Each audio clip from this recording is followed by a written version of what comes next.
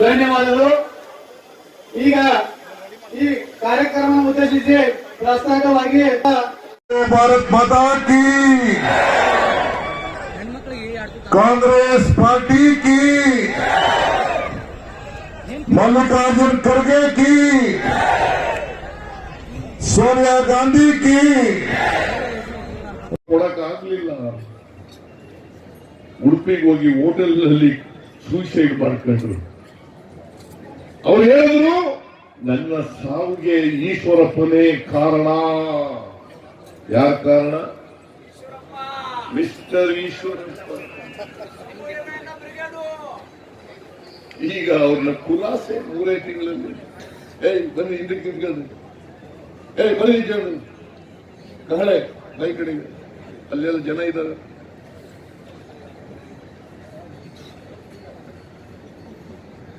ಪಾಪ ಆತ್ಮಹತ್ಯೆ ಮಾಡ್ಕೊಂಡು ಸತ್ತೋದ್ರು. ಅವ್ರು ಹೆಂಡತಿ ಹೇಳಿದ್ರು, ನಾನು ಸುರ್ಜೇವಾಲಾ ಅವರು, ಡಿ.ಕೆ. ಶಿವಕುಮಾರ್ ಅವರು ನಾವೆಲ್ಲ ಹೋಗಿದ್ದವ್ರ ಮನೆಗೆ ಸಾಂತ್ವನ ಹೇಳಕ್ಕೆ. ಅವ್ರು ಹೇಳಿದ್ರು, ನನ್ನ ಯಜಮಾನರು ಹೇಳ್ತಾ ಇದ್ರು ಈಶ್ವರಪ್ಪನೇ ಕಾರಣ. 40% ಕಮಿಷನ್ ಕೇಳಿದ್ರು. ಮೊನ್ನೆ ಪ್ರಸಾದ್ ಅಂತ ಒಬ್ಬ ತುಮಕೂರಿನವರು ಕಾಂಟ್ರಾಕ್ಟ್ ಅಲ್ಲಿ ಆತ್ಮಹತ್ಯೆ ಮಾಡ್ಕೊಂಡ್ರು ದೇವರಾಯದುರ್ಗದಲ್ಲಿ. ಯಾಕಂದ್ರೆ 40% ಕಮಿಷನ್ ಕೇಳಿದ್ರು. ಒಬ್ಬ ಇನ್ಸ್ಪೆಕ್ಟರ್ ಆತ್ಮಹತ್ಯೆ ಮಾಡ್ಕೊಂಡ್ರು ಕ್ಯಾರ್ಪುರಂ ಪೊಲೀಸ್ ಸ್ಟೇಷನ್ ನಲ್ಲಿದ್ದಂತ ಇನ್ಸ್ಪೆಕ್ಟರ್. ಅದು ನೋಡಕ್ಕೆ MTB ನಾಗರಾಜ್ ಹೋಗ್ತಾರೆ. ಅವ್ರು ನೋಡಕ್ಕೆ MTB ನಾಗರಾಜ್ ಪಕ್ಕದಲ್ಲಿರೋರು ಹೇಳ್ತಾ ಇದ್ದಾರೆ, ಪಾಪ ಇನ್ನೇನ್ ಮಾಡ್ತಾನೆ, 70-80 ಲಕ್ಷ ಕೊಟ್ಟು ಬಂದು ಟ್ರಾನ್ಸ್ಫರ್ ಮಾಡ್ಕೊಂಡು ಸಾಲ ಪಾಲ ಮಾಡ್ಕೊಂಡಿದ್ದಾನೆ, ಅದು ಸಾಲ ತೀರ್ಸ್ಲಿಕ್ಕಾಗದೆ ಆತ್ಮಹತ್ಯೆ ಮಾಡ್ಕೊಂಡ್ಬಿಟ್ಟ ಅಂತ. ನಾನು ಹೇಳಿದ್ದಲ್ಲ, ಇದು ಮಿಸ್ಟರ್ MTB ನಾಗರಾಜ್ ಹೇಳಿದ್ದು. ಇದಕ್ಕಿಂತ ಸಾಕ್ಷ್ಯ ಬೇಕಾ?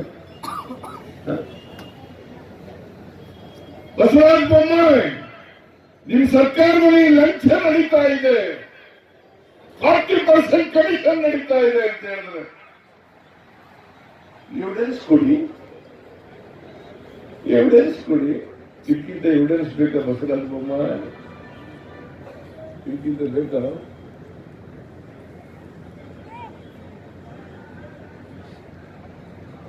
ಎವಿಡೆನ್ಸ್ ಕೊಡಿ, ತನಿಖೆ ಮಾಡಿಸಪ್ಪ ಅಂತ ಹೇಳಿದೆ ನಾನು.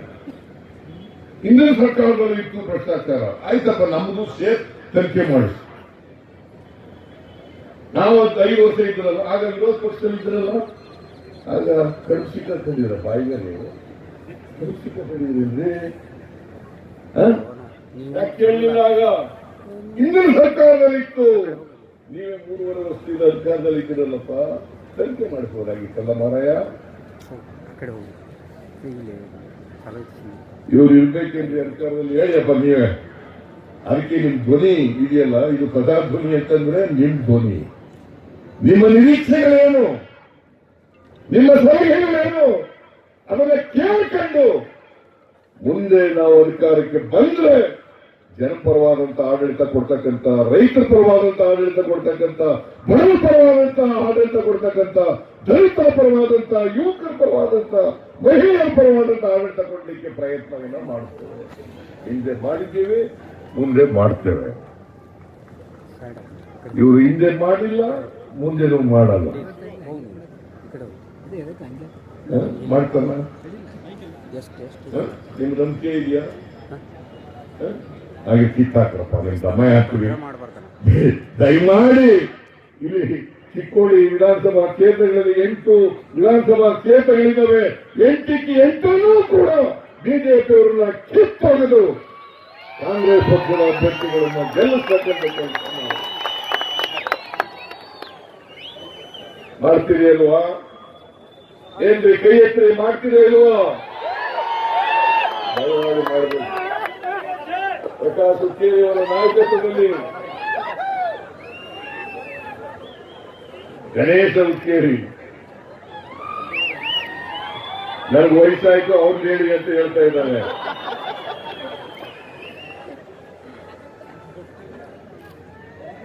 ಅದಕ್ಕೆ ಈಗ ನಮ್ಮ ಡಿ ಕೆ ಶಿವಕುಮಾರ್ ಹೇಳಿದ್ದಾರೆ, ನಾವು ಅಧಿಕಾರಕ್ಕೆ ಬಂದ್ರೆ ಪ್ರತಿ ಮನೆಗೆ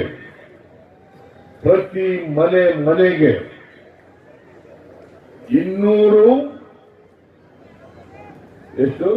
ಯೂನಿಟ್ 200 ಯೂನಿಟ್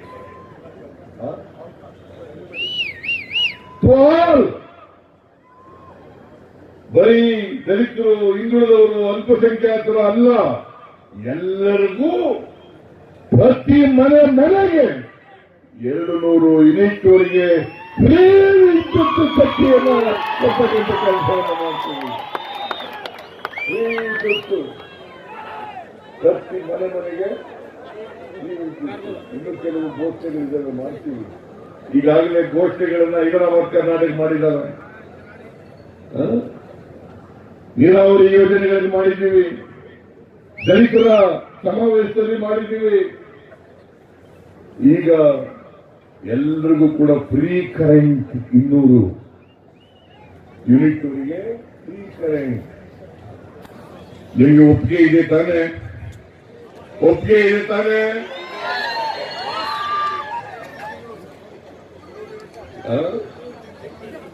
ಪ್ರತಿ ತಿಂಗಳು ಎಷ್ಟು? ಪ್ರತಿ ತಿಂಗಳು ಇವರು ಹೇಳಿದ್ರು ಕಲ್ ಚುನಾವಣೆಯಲ್ಲಿ ನಾವು 10 ಗಂಟೆಗಳ ಕಾಲ 3 ಪೇಸ್ನಲ್ಲಿ ವಿದ್ಯುತ್ ಕೊಡ್ತೀವಿ. ಕೊಟ್ರ ನಾವು 7 ಗಂಟೆ ಕೊಡ್ತೀವಿ ಅಂತ ಹೇಳಿದ್ದು 7 ಗಂಟೆ ಕೊಟ್ಟ. ಈಗ 200 ಯೂನಿಟ್ ವರೆಗೆ ಫ್ರೀ ಕೊಡ್ತೀವಿ ಪ್ರತಿ ತಿಂಗಳು ಅಂತ ಹೇಳಿದ್ದೀವಿ. ಅದನ್ನ ಕೊಡ್ತೀವಿ ಅಂತಕ್ಕಂಥ ಮಾತನ್ನ ನಮಗೆ ತಿಳಿಸಲಿಕ್ಕೆ ಬಯಸ್ತಾ ಇದ್ದೇನೆ. ಏನ್ರಮ್ಮ ತಾಯಿ, ಗ್ಯಾಸ್ ತಗೊಳಕ್ ಶಕ್ತಿ ಇದೆಯಾ ನಿಮಗೆ? ಗ್ಯಾಸ್ 414 ರೂಪಾಯಿನಿಂದ 1150 ರೂಪಾಯಿ. ಹೆಣ್ಮಕ್ಳು ಇದನ್ನೆಲ್ಲ ಯೋಚನೆ ಮಾಡಬೇಕು. ಏನ್ ಮಾತೆತ್ತಿದ್ರೆ ಸಿದ್ದರಾಮಯ್ಯ ಹಿಂದೂ ವಿರೋಧಿ. ಅದೇ ನಾ ಹಿಂದೂ ಅಲ್ವಾ? ನೀವೆಲ್ಲ ಹಿಂದೂಗಳಲ್ವಾ? ಇವು ಮನುಷ್ಯ ಅಲ್ವಾ? ಯಾಕೆ ಆಪ್ಕನ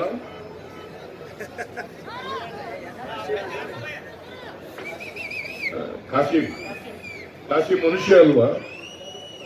ನನಗೆ ಕಾಯಿಲೆ ಬಂದ್ರೆ ಆಪರೇಷನ್ ಮಾಡಿಸ್ಕೋಬೇಕಾದಾಗ ಸಿದ್ದರಾಮಯ್ಯನ ಬರೀ ಚಿಲ್ಲೆ ರಕ್ಷಣೆ ಕೊಡುವಂತ ಕೇಳ್ತೀನಿ. ಅವನು ಕುರುಬ್ರಹ್ಮ ಚಿಲ್ಲೆ ರಕ್ಷಣೆ ಕೊಡುವಂತ ಕೇಳ್ತೀನ? ಕಾಶಿಂ ರಕ್ತ ಬೇಡ ಅಂತ ಹೇಳ್ತೀನ? ಬದುಕಕ್ಕೋಸ್ಕರ ಕಾಶಿಂ ರಕ್ತನಾರು ಕೊಡು, ತಿಮ್ಮಯ್ಯ ರಕ್ತನಾರು ಕೊಡು, ಬೊಮ್ಮಾಯಿ ರಕ್ತನಾರು ಕೊಡು, ನಾನು ಬದುಕ್ಸಪ್ಪ ಡಾಕ್ಟ್ರೇ ಅಂತ ಹೇಳಿ ಕೈ ಮುಗಿತೀನಿ. ಬದುಕಿದ ಮೇಲೆ ಕಾಶಿಂ ದೂರ ಇದು ನನಗೂ ಅವ್ರಿಗೂ ಇರ್ತಕ್ಕಂಥ ವ್ಯತ್ಯಾಸ. ನಮಗೂ ಬಿಜೆಪಿಗೂ ಇರ್ತಕ್ಕಂಥ ವ್ಯತ್ಯಾಸ, ನನಗೂ ಬಸವರಾಜ ಬೊಮ್ಮಾಯಿಗೂ ಇರ್ತಕ್ಕಂಥ ವ್ಯತ್ಯಾಸ. ನಾವೆಲ್ಲರೂ ಮನುಷ್ಯರಾಗಿ ನೋಡ್ತೀವಿ, ಎಲ್ಲರೂ ಸಮಾನವಾಗಿ ಕಾಣ್ತೀವಿ. ಅದೇ ಸಂವಿಧಾನ ಹೇಳ್ತಕ್ಕಂಥದ್ದು ಬಾಬಾ ಸಾಹೇಬ್ ಅಂಬೇಡ್ಕರ್ ಅವರು ಕೊಟ್ಟಿರ್ತಕ್ಕಂಥ ಸಂವಿಧಾನ ಇದೆಯಲ್ಲ, ಎಲ್ಲರಿಗೂ ಸಮಾನ ಅವಕಾಶ, ಸಮಾನ ಹಕ್ಕುಗಳು, ಸಮಾನ ಸಮಾಜ ಮಾಡಬೇಕು ಅಂತ ಹೇಳ್ತದೆ. ಅದರ ನಂಬಿಕೆ ಇರ್ತಕ್ಕಂಥ ನಾವು ಸಿದ್ದರಾಮಯ್ಯ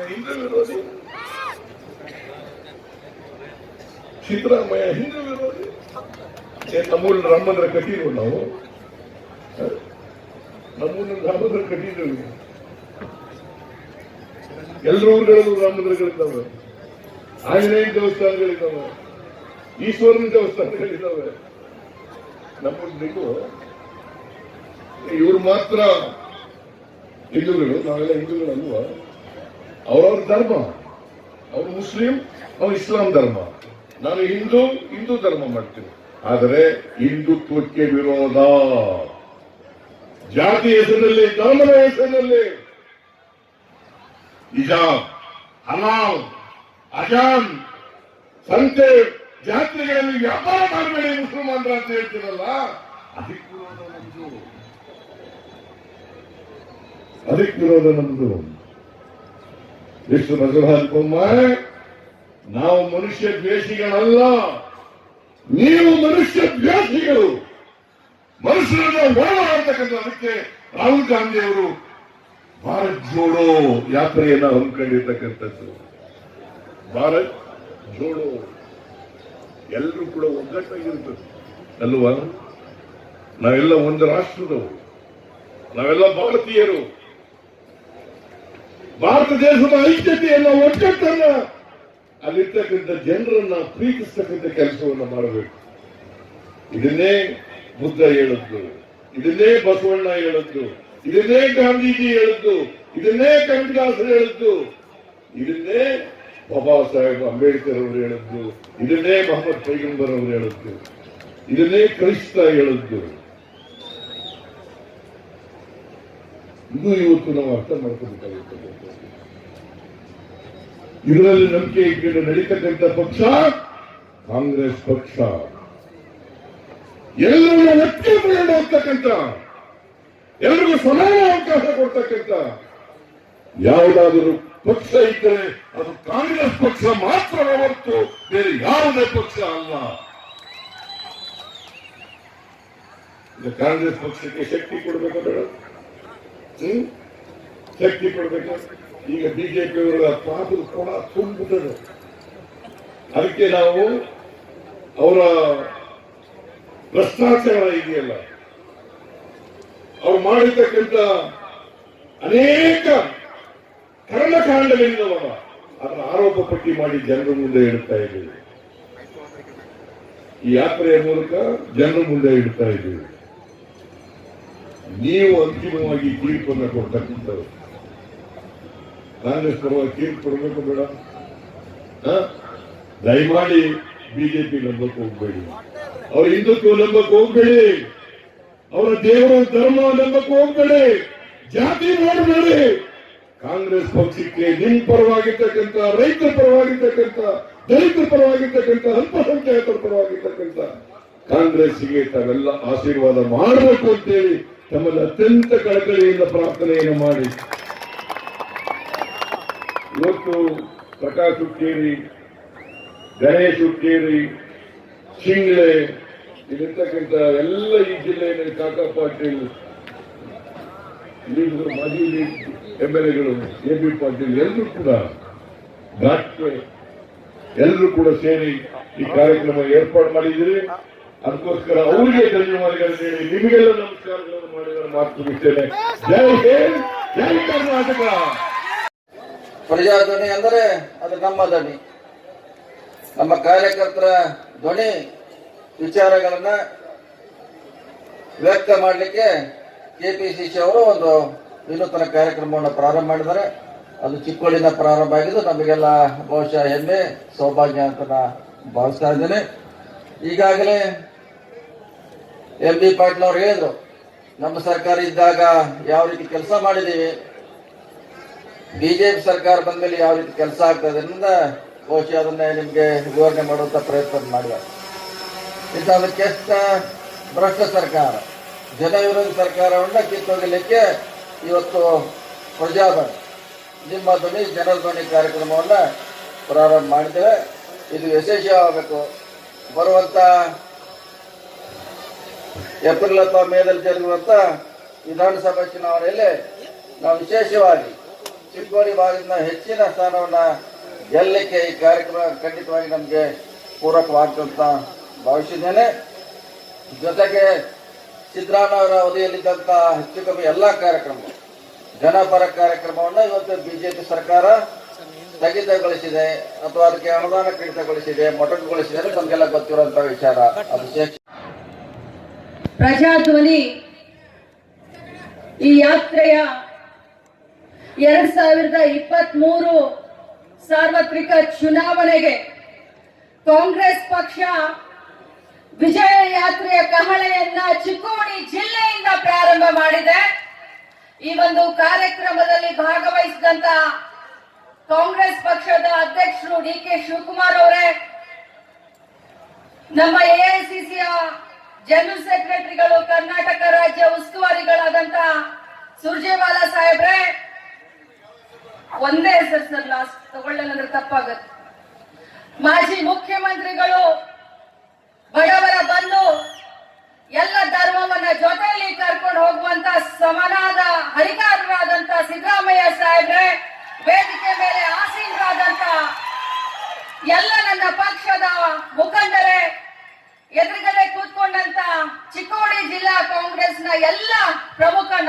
ಅಣ್ಣಂದಿರೇ, ತಾಯಂದ್ರೆ, ಅಕ್ಕ ತಂಗಿಯರೇ, ಮಾಧ್ಯಮದ ಎಲ್ಲ ಸಹೋದರರೇ, ನನಗೆ ಗೊತ್ತು ಬೆಳಗ್ಗೆ 9 ಗಂಟೆಯಿಂದ ಪ್ರಕಾಶಣ್ಣ ಹುಕ್ಕೇರಿ ಅವರು, ಗಣೇಶ್ ಹುಕ್ಕೇರಿ ಅವರು ಮತ್ತು ಈ ಭಾಗದ ಎಲ್ಲ ನಾಯಕರು ಸತತವಾಗಿ ಕಾಂಗ್ರೆಸ್ ಪಕ್ಷದ ಕಾರ್ಯಕ್ರಮವನ್ನ ಯಶಸ್ವಿಗೊಳಿಸಲಿಕ್ಕೆ ಅಂತ ಬೆಳಗ್ಗೆ 9 ಗಂಟೆಯಿಂದ ಶ್ರಮಿಸಿದ್ದಾರೆ.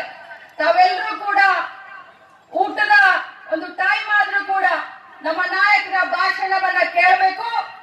ಏನು ಕರ್ನಾಟಕ ರಾಜ್ಯದಲ್ಲಿ ಕಣ್ಣು ಕಾಣೋದಿಲ್ಲ, ಕಿವಿನು ಕೇಳಿಸ್ತಾ ಅಂತ ಭ್ರಷ್ಟ ಬಿಜೆಪಿ ಸರ್ಕಾರವನ್ನ ಕಿತ್ತು ಒಗಿಲೇಬೇಕು ಅನ್ನುವಂತ ಸಂಕಲ್ಪ ಮಾಡ್ಲಿಕ್ಕೆ ಇವತ್ತು ತಾವೆಲ್ಲರೂ ಇಲ್ಲಿ ಕೂತ್ಕೊಂಡಿದ್ದೀರಾ. ಈ ತಮ್ಮ ತ್ಯಾಗಕ್ಕೆ ನಿಜವಾಗ್ಲೂ ಆ ಭಗವಂತ ಫಲವನ್ನ ಮುಂದಿನ ದಿನದಲ್ಲಿ ಕೊಡ್ತಾರೆ. ನಾನು ಒಂದೇ ನನ್ನ ಅಕ್ಕ ತಂಗಿಯರಿಗೆ, ತಾಯಂದ್ರಿಗೆ, ಯುವಕರಿಗೆ, ರೈತರಿಗೆ ಒಂದೇ ಒಂದು ವಿನಂತಿಯನ್ನ ಮಾಡ್ಲಿಕ್ಕೆ ನಾನು ಬಯಸ್ತೇನೆ. ಒಬ್ಬ ಮಹಿಳೆಯಾಗಿ, ಒಬ್ಬ ತಾಯಿಯಾಗಿ, ಒಬ್ಬ ತಂಗಿಯಾಗಿ ನನಗೆ ಗೊತ್ತು ಒಬ್ಬ ಮಹಿಳೆ ಯಾವ ಕಷ್ಟದಲ್ಲಿ ತನ್ನ ಜೀವನವನ್ನ ಕರ್ನಾಟಕ ರಾಜ್ಯದಲ್ಲಿ ಬಿಜೆಪಿಯ ಆಡಳಿತದಲ್ಲಿ ನಡೆಸ್ತಾ ಇದ್ದಾಳೆ ಅನ್ನುವಂತ ಸಂಕಟ ನನಗೆ ಗೊತ್ತು.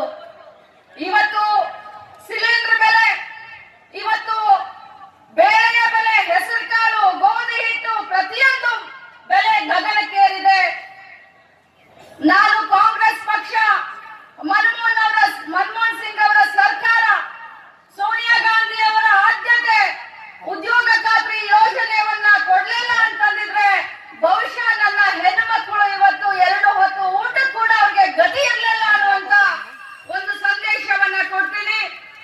ಎಲ್ಲ ಹೆಣ್ಣುಮಕ್ಕಳಿಗೆ ಮುಂಬರುವಂತ ದಿನದಲ್ಲಿ ನಿಮಗೆ ಭವಿಷ್ಯವನ್ನ ರೂಪಿಸುವಂತ, ಬಡವರ ಬಗ್ಗೆ ಕಾಳಜಿಯನ್ನ ಹೊಂದಿದಂತ ಕಾಂಗ್ರೆಸ್ ಪಕ್ಷಕ್ಕೆ ತಮ್ಮ ಬೆಂಬಲವನ್ನ ನೀಡಿ ಕರ್ನಾಟಕ ರಾಜ್ಯದ ಮೂಲೆ ಮೂಲೆ ಇರುವಂತ ಅಕ್ಕ ತಂಗಿಯರಿಗೆ ಅನೇಕ ಕಾರ್ಯಕ್ರಮಗಳನ್ನ ರೂಪಿಸಲಿಕ್ಕೆ ನಮ್ಮ ನಾಯಕರೆಲ್ಲ ತಯಾರಿದ್ದಾರೆ. ಮುಂಬರುವಂತ ದಿನದಲ್ಲಿ ನಾನು ಎಲ್ಲ ರೈತ ಬಾಂಧವರಿಗೆ, ಯುವಕರಿಗೆ ವಿನಂತಿ ಮಾಡ್ತೀನಿ, ಕಾಂಗ್ರೆಸ್ ಪಕ್ಷಕ್ಕೆ ಬೆಂಬಲವನ್ನ ಕೊಡಿ. ಯಾಕಂತಂದ್ರೆ ರಾಜ್ಯಕ್ಕೆ ಕಾಂಗ್ರೆಸ್ ಪಕ್ಷ ಅನಿವಾರ್ಯ ಅನ್ನುವಂತ ಮಾತನ್ನ ಹೇಳಿ ನನಗೆ ಮಾತನಾಡ್ಲಿಕ್ಕೆ ಅವಕಾಶವನ್ನ ಮಾಡಿಕೊಟ್ಟಂತ ನನ್ನೆಲ್ಲ ನಾಯಕರಿಗೂ ಕೂಡ ಧನ್ಯವಾದವನ್ನ ತಿಳಿಸ್ತೀನಿ. ಬಹಳಷ್ಟು ಮಾತಾಡಬೇಕಾಗಿತ್ತು, ಸಮಯದ ಅಭಾವ. ಮತ್ತೆ ಮುಂದಿನ ದಿನದಲ್ಲಿ ಬಂದು ತಮ್ಮನ್ನ ಭೇಟಿ ಆಗ್ತೀನಿ. ಜೈ ಹಿಂದ್, ಜೈ कांग्रेस। आज शिवकोड़ी की धरती पर एक ऐतिहासिक दिन है और ये ऐतिहासिक दिन इसलिए है कि आज एक नई शुरुआत कांग्रेस की आपके आशीर्वाद से बनने वाली अगली सरकार की शुरुआत का पहला नींव पत्थर इस धरती पर आज आपके सामने रखेंगे। बुजुर्गों, दोस्तों, भाइयों बहनों, कर्नाटक की जनता त्रस्त है। कर्नाटक का किसान, कर्नाटक की महिलाएं, कर्नाटक का युवा, कर्नाटक के अल्पसंख्यक वर्गों के हमारे भाई, कर्नाटक का छोटा छोटा व्यवसायी, कर्नाटक के एससी, एसटी, ओबीसी के हमारे साथी पिछले 3 साल से एक नाजायज सरकार जो एमएलए खरीदकर बनी थी, जो आपकी वोट से नहीं बनी, उस सरकार ने दोनों हाथों से आपके प्रदेश को, आपके इलाके को लूटा। हिंदुस्तान की सबसे करप्ट सरकार, हिंदुस्तान की सबसे भ्रष्ट सरकार कौन सी है? वो बम्बई सरकार है। ये सरकार 40% कमीशन की सरकार है। अगर किसी को ये बात पूछनी है तो संतोष पाटिल जो भाजपा के लीडर हैं, उनकी पत्नी और उनके परिवार से पूछिए। जो 40% कमीशन एक मंत्री और उसके लोगों को नहीं दे पाए तो उसे मौत की घाट उतरना पड़ा। मैं पूछता हूं बसवराज बोम्मई जी से, क्या ला सकते हैं संतोष पाटिल को वापस? क्या दे सकते हैं उस व्यक्ति को? हम देंगे आपको पैसे बसवराज बोम्मई जी। संतोष पाटिल को वापस लाकर एक बीवी को उसका पति, बच्चों को उनका पिता, मां बाप को उनका बेटा वापस लाकर दीजिए। और हर मोड़ पर, कर्नाटक में हर मोड़ पर एक ना एक बेचारा संतोष पाटिल खड़ा। पिछले हफ्ते सीएलपी लीडर, पीसीसी प्रेसिडेंट और मैं, हम सब गए थे एक और साथी के यहां बेंगलोर में। पैसा नहीं दे पाया रिश्वत का, पैसा मांग रहे थे रिश्वत का, तो आखिर में खुद को गोली मारनी पड़ी। और ये इतने निर्दयी हैं, इतने बेशर्म हैं, इतने अन्यायी हैं। कंस भी शायद इनसे अच्छा होगा, अगर इतिहास में झांक कर देखे दुर्योधन भी इनसे अच्छा होगा। ये इतने निर्दयी हैं कि इन्होंने उनकी पत्नी और परिवार पर लांछन लगा दी। टीएन प्रसाद को वापस लाकर दे सकते हैं बसवराज बोम्मई, उनकी बीवी को, उसकी छोटी सी बेटी को टीएन प्रसाद को वापस लाकर दे सकते हैं। हर कोने में, हर पत्थर के नीचे भ्रष्टाचार है। ये 40% कमीशन की सरकार है, ये पे सीएम की सरकार है। और ऐसी सरकार को उखाड़ कर बाहर फेंकने का दोस्तों समय आ गया है, तभी कर्नाटक बच पाएगा। एक समय था जब brand Karnataka, brand Chikodi, brand Belgaum पूरे देश में जाना जाता था। पूरे देश के लोग बेंगलुरु आते थे, मैसूर आते थे, बेलगांव आते थे, अलग अलग धंधा और व्यवसाय करने के लिए, रोजगार और रोटी की तलाश में। इन सब ने दिल्ली के आकाओं के चक्कर में वो सब उद्योग और धंधे बंद कर कहां भेज दिए? गुजरात भेज दिए। क्या जवाब दे सकते हैं बसवराज बोम्मई इसका? सच्चाई ये है कि 2019 से आज तक केवल 3 साल में 1300 कंपनियां, 1 लाख लोगों की नौकरी चली गई। 1300 कंपनियां काम बंद कर कर्नाटक से चली गई। कौन जवाब देगा? 17 जो सरकारी कंपनियां थी उन पर बोम्मई सरकार, बीजेपी ने ताला लगा दिया। 36 ऐसी सरकारी कंपनी है कर्नाटक सरकार की जिनको 6000 करोड़ का नुकसान हो गया। पिछले 3 साल में, मैं किसान का बेटा हूं, मैं भी गन्ना लगाता हूं। पिछले 3 साल के अंदर अकेले गन्ना पैदा करने वाले, दाल पैदा करने वाले, दलहन और तिलहन पैदा करने वाले किसान को 14,000 करोड़ रुपए का नुकसान कर्नाटक में हुआ, क्योंकि उसे फसल की कीमत नहीं मिलती। अरे ये तो ऐसे कमजोर लोग हैं। बीजेपी की सरकार कर्नाटक की सीमा पर अतिक्रमण कर रही है, बॉर्डर से हमारे गांव लेना चाहती है, हमारी जमीन पर कब्जा करना चाहते हैं।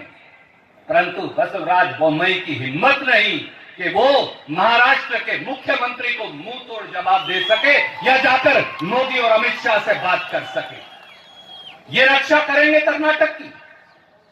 ये वो लोग हैं जो दिल्ली के सल्तनत के आगे खड़े नहीं हो सकते।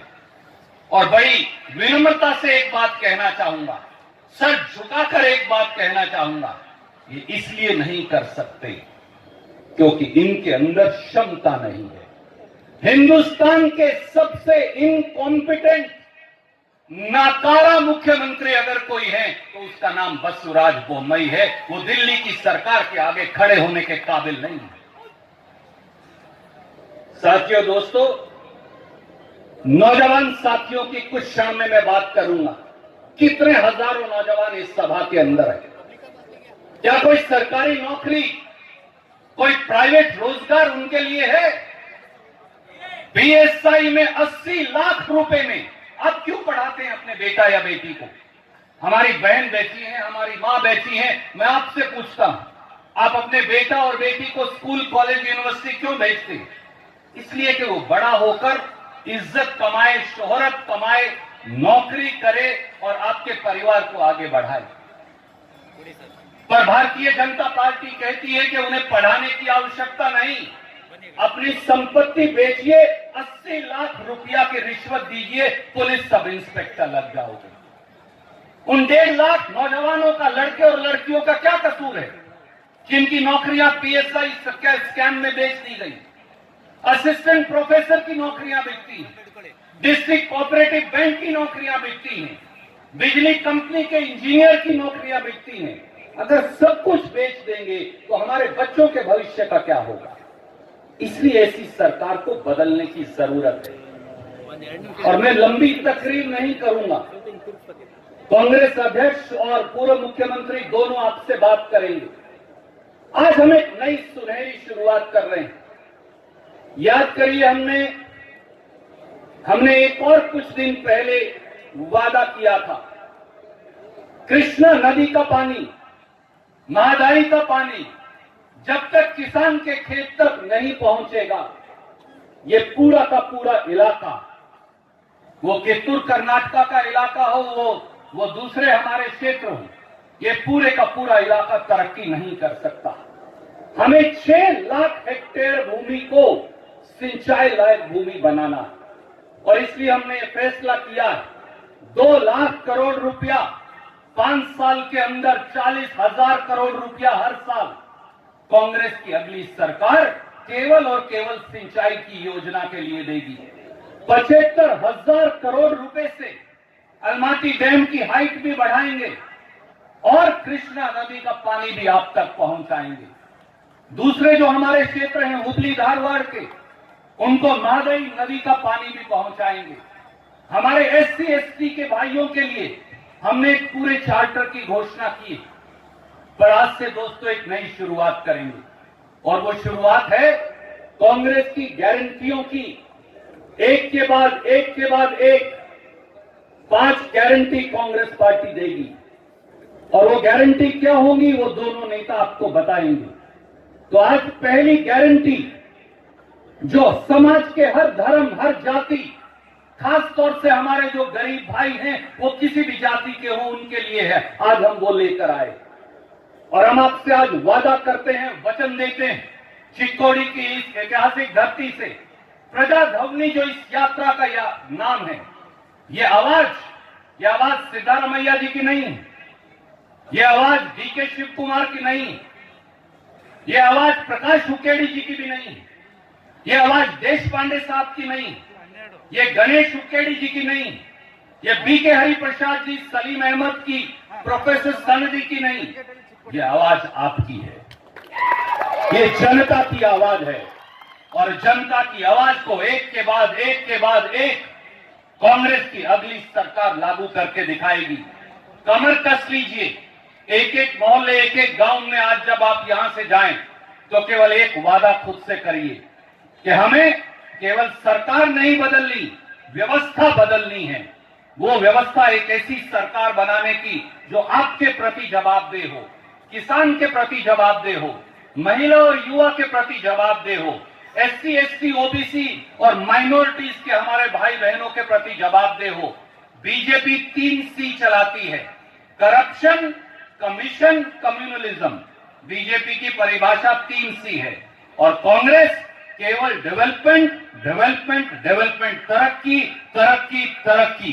हम बोल आपको चलाकर दिखाएंगे। बहुत बहुत धन्यवाद। ಇವತ್ತು ದೇಶಕ್ಕೆ ಸ್ವಾತಂತ್ರ್ಯ ಕೊಡುವುದಲ್ಲದೆ ಕಾಂಗ್ರೆಸ್ ಪಕ್ಷ ಈ ದೇಶವನ್ನ ಕಟ್ಟಿದೆ.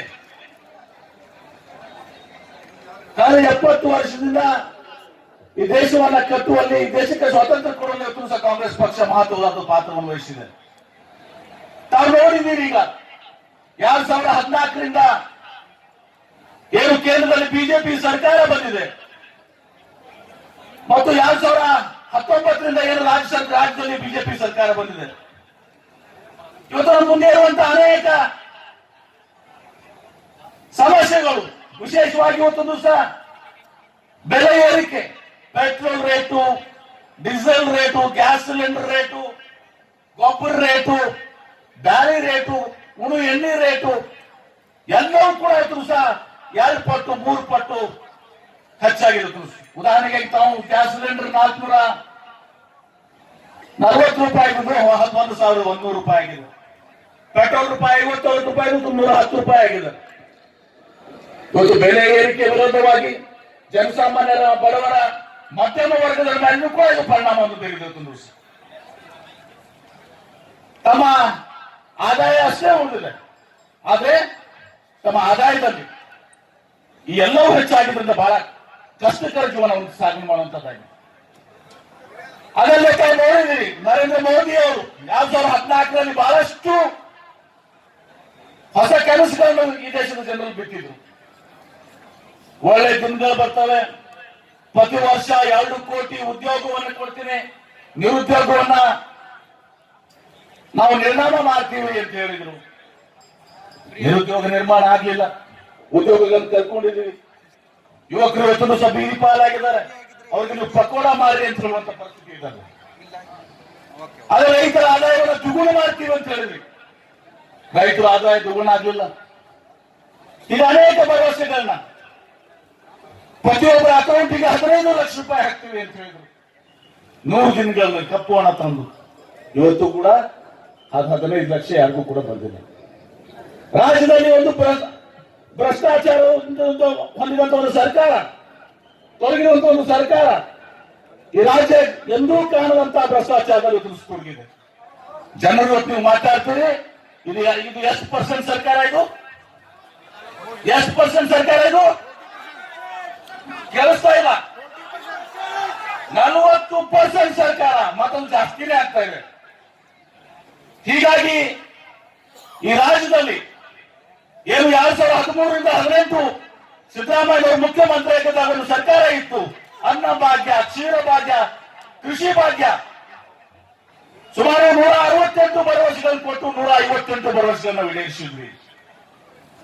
2018ರಲ್ಲಿ ಯಡಿಯೂರಪ್ಪನವರು ಸುಮಾರು 600 ಭರವಸೆಗಳನ್ನು ಕೊಟ್ಟಿದ್ದಾರೆ. 600 ಭರವಸೆಗಳಲ್ಲಿ ಕೇವಲ 30-40 ಭರವಸೆಗಳನ್ನು ಈಡೇರಿಸಿದ್ದಾರೆ.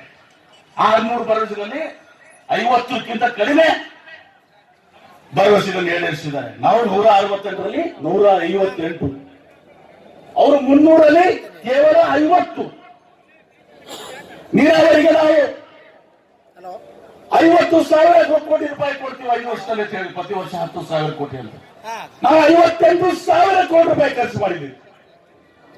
ಅದೇ 2018ರಲ್ಲಿ ಯಡಿಯೂರಪ್ಪನವರು ತಮ್ಮ ಪ್ರಣಾಳಿಕೆಯಲ್ಲಿ ಮತ್ತು ಅವರು ವಿಧಾನಸಭೆಯನ್ನು ಮುಖ್ಯಮಂತ್ರಿ ಆಗಿದ್ದಾಗ ವಿಧಾನಸಭೆಯನ್ನು ಕೂಡ ಹೇಳಿದ್ರು, ನಾವು 1.5 ಲಕ್ಷ ಕೋಟಿ ಖರ್ಚು ಮಾಡ್ತೀವಿ ಅಂತ ಹೇಳಿ. ಆದ್ರೆ ಇಲ್ಲಿವರೆಗೆ ಖರ್ಚಾಗಿದ್ದು ಕೇವಲ 40ರಿಂದ 50,000 ಕೋಟಿ ರೂಪಾಯಿ ಮಾತ್ರ. 1 ಲಕ್ಷ ಕೋಟಿ ಅದು ಎಲ್ಲಿ ಹೋಗಿದೆ, ಯಾವಾಗ ಖರ್ಚು ಮಾಡ್ತಾರೆ, ಅದು ಜನರನ್ನ ಮೋಸ ಮಾಡುವಂತಹದ್ದು. ಇಲ್ಲಿನೂ ಕೂಡ ನಾವು ಹುಕ್ಕೇರಿಯಲ್ಲಿ ಕೆರೆ ತುಂಬುವ ಯೋಜನೆ, ಕುರ್ಚಿಯಲ್ಲಿ ಕೆರೆ ತುಂಬುವ ಯೋಜನೆ, ಚಿಕ್ಕೋಡಿ ಬ್ರಾಂಚ್ ಕೆನಾಲು, ಈಗ ಅನೇಕ ಯೋಜನೆಗಳನ್ನ ಸಹ ಇಲ್ಲಿ ಆ ಸರ್ಕಾರದಲ್ಲಿ ಸಿದ್ದರಾಮಯ್ಯ ಅವರು ಮುಖ್ಯಮಂತ್ರಿ ಆಗಿದ್ದಾಗ ನಾವು ನೀರಾವರಿ ಮಂತ್ರಿಯಾಗಿ ಮಾಡಿದ್ದೀವಿ. ರಾಯಬಾಗ್ ಕೂಡ, ರಾಯಬಾಗ್ ಮತಕ್ಷೇತ್ರದಲ್ಲಿ ಕೂಡ ನೀರಾವರಿ ಕೆಲಸ ಮಾಡುವಂಥದ್ದು. ಇವತ್ತು ಏನಾಗಿದೆ, ಅಭಿವೃದ್ಧಿ ಶೂನ್ಯ. ಇಲ್ಲಿ 5 ವರ್ಷದಲ್ಲಿ ಒಂದೇ ಒಂದು ಮನೆಯನ್ನು ಕಟ್ಟಿರೋದು. ನಮ್ಮ ಸರ್ಕಾರ ಇದ್ದಾಗ ನಾವು 15 ಲಕ್ಷ ಮನೆಗಳನ್ನು ಕಟ್ಟಿದ್ದೀವಿ. ಈ ಕಳೆದ 5 ವರ್ಷದಲ್ಲಿ ಬಿಜೆಪಿ 4 ವರ್ಷದಲ್ಲಿ ಒಂದೇ ಒಂದು ಮನೆ ಕಟ್ಟಿಲ್ಲ. ಇವರು ಜನರ ಬದುಕನ್ನು ಕೊಟ್ಟುಕೊಡುವಂತ ಕೆಲಸ ಮಾಡ್ತಾ ಇಲ್ಲ, ಕೇವಲ ಜನರ ಭಾವನೆಗಳನ್ನ ಕೆಳಿಸುವಂತ ಕೆಲಸ ಮಾಡ್ತಿರುವಂತದ್ದು ಬಿಜೆಪಿ ಸರ್ಕಾರ. ಹೀಗಾಗಿ ನಾವು ಈ ಸರ್ಕಾರವನ್ನು ಕಿತ್ತು ಹಾಕಬೇಕಾಗಿದೆ. ಮತ್ತೆ ಯಾವ ರೀತಿ ಸಿದ್ದರಾಮಯ್ಯ ನೇತೃತ್ವದಲ್ಲಿ ಒಂದು ಸರ್ಕಾರ ಇತ್ತು 5 ವರ್ಷ, ಅಂತ ಸರ್ಕಾರ ಮತ್ತೆ ಇವತ್ತು ರಾಜ್ಯದಲ್ಲಿ ವಾಪಸ್ ಬರಬೇಕು. ಜನರ ಪರವಾಗಿ, ರೈತರ ಪರವಾಗಿ, ದಲಿತರ ಪರವಾಗಿ, ಅಲ್ಪಸಂಖ್ಯಾತರ ಪರವಾಗಿ, ಮುಂದುವರೆದ ಜಾತಿಯ ಎಲ್ಲ ಬಡವರ ಪರವಾಗಿ ಇವತ್ತು ಸಹ ಅಂತ ಒಂದು ಸರ್ಕಾರ ಬರಬೇಕು. ಅದಕ್ಕೆ ಈ ಪ್ರಜಾಧ್ವನಿ ಕಾರ್ಯಾಚರಣೆಯನ್ನು ಹಾಕೊಂಡಿದ್ದೀವಿ. ನಮ್ಮ ಕಾಂಗ್ರೆಸ್ ಪಕ್ಷದ ಕೊಡುಗೆಗಳನ್ನ ತಮ್ಮ ಮುಂದೆ ಹೇಳುವಂತಹದ್ದು.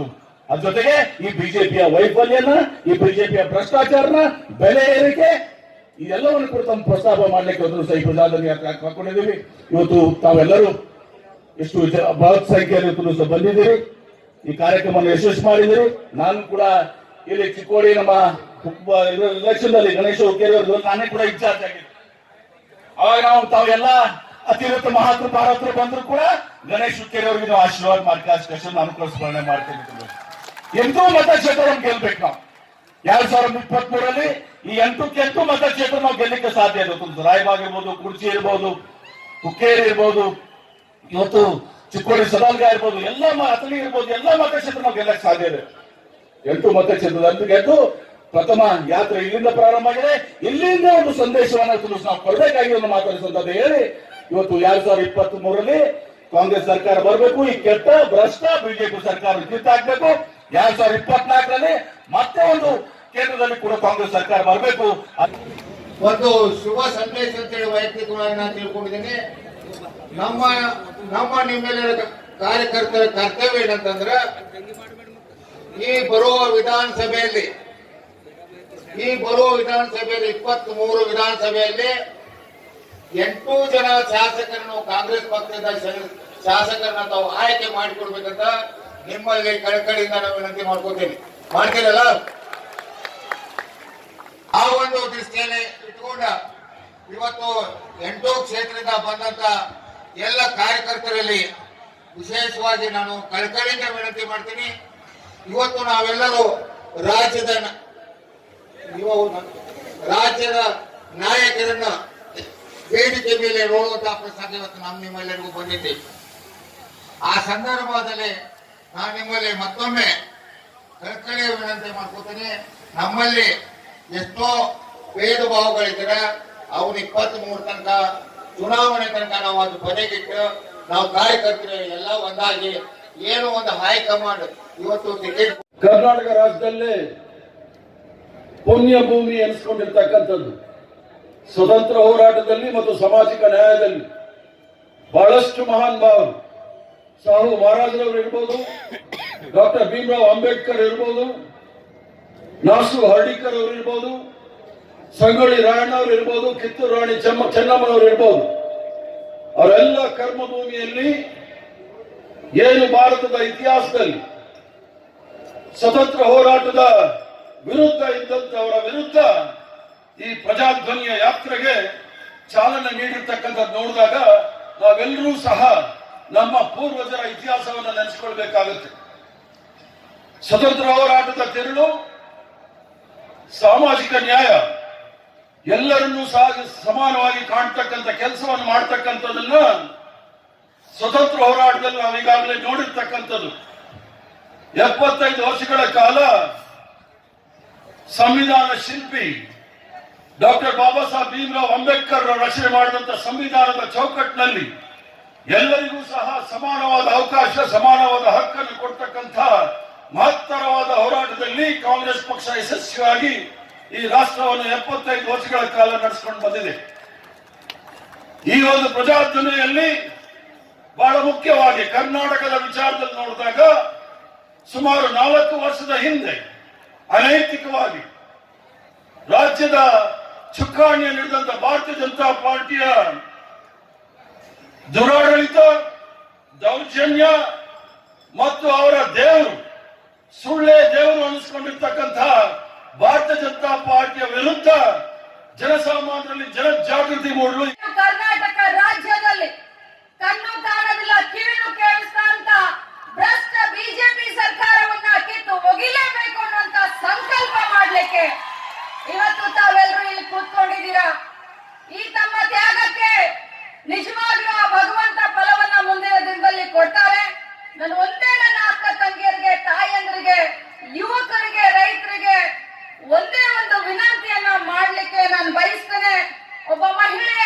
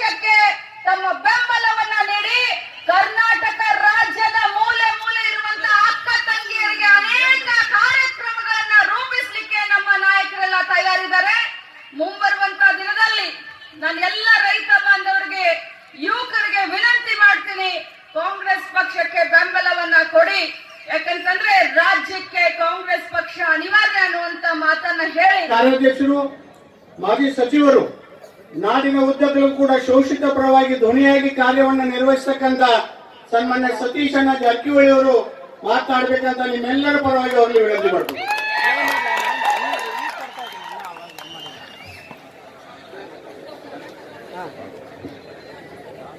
ಎಲ್ಲರಿಗೂ ನಮಸ್ಕಾರ.